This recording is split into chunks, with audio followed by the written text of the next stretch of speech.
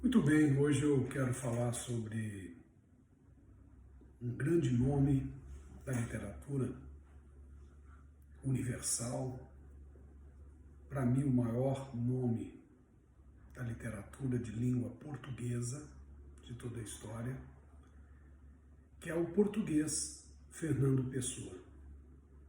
Fernando Pessoa tinha uma peculiaridade, ele construiu vários heterônimos, dos quais o mais famoso, talvez aquele que pode ser chamado de uma espécie de alter ego do próprio Pessoa, é o Álvaro de Campos.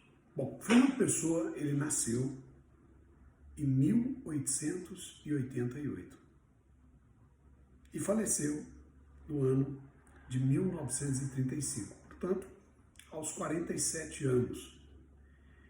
E com 47 anos, ele deixa uma vasta obra.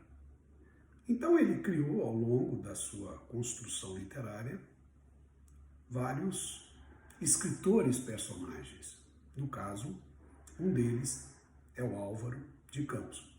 O Álvaro de Campos, segundo o Pessoa, ele nasceu em 1890, 2 anos depois do Fernando Pessoa ter nascido.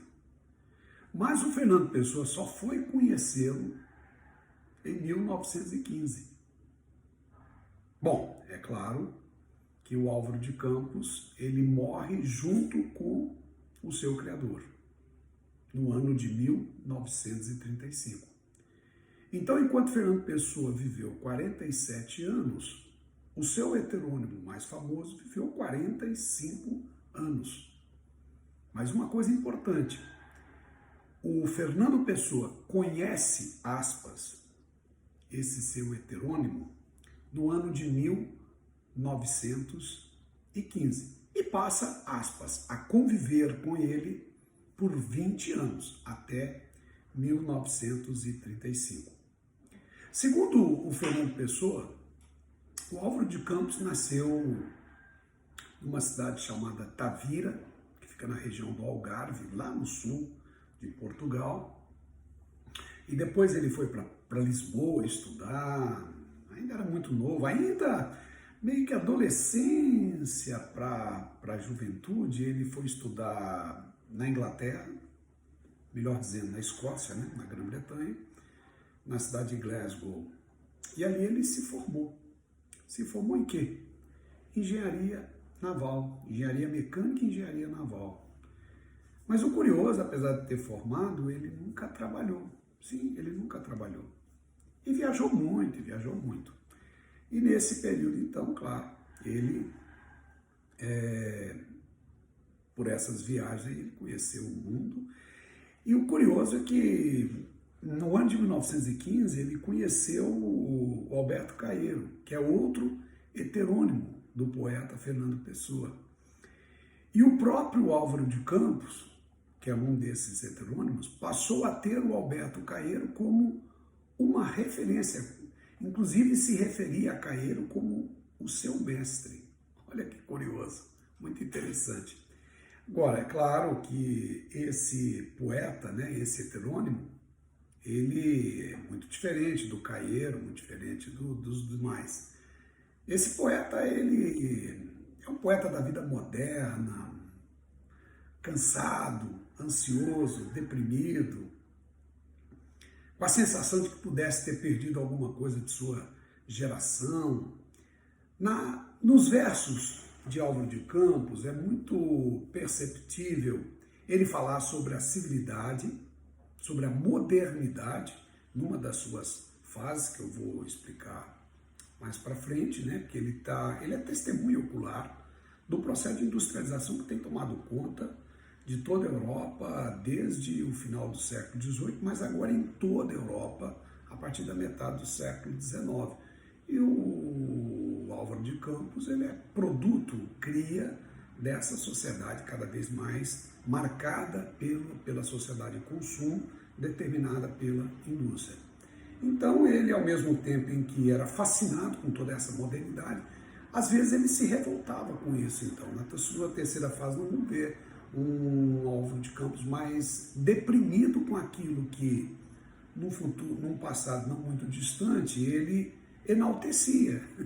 Então ele, num primeiro momento, numa das suas fases, ele enaltece a modernidade, né, uma bela época, e depois ele sente-se um pouco cansado com isso. Talvez o Álvaro de Campos está recebendo muito aí muito das influências das vanguardas europeias do início do século XX, e também uma certa desesperança em função da guerra, da Primeira Guerra Mundial que ele presenciou, etc, etc.